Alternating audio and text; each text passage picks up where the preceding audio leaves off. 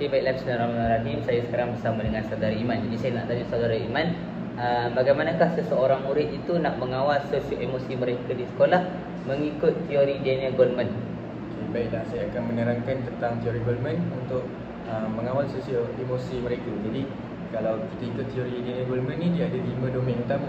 Jadi saya beritahu 2 daripada 5 tersebut. Yang pertama adalah motivasi.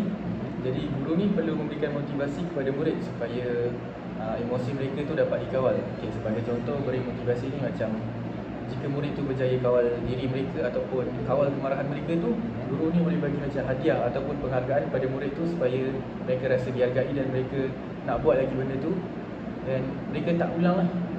Dan mereka boleh memahiri kemahiran motivasi tersebut. Jadi yang kedua adalah kawalan diri.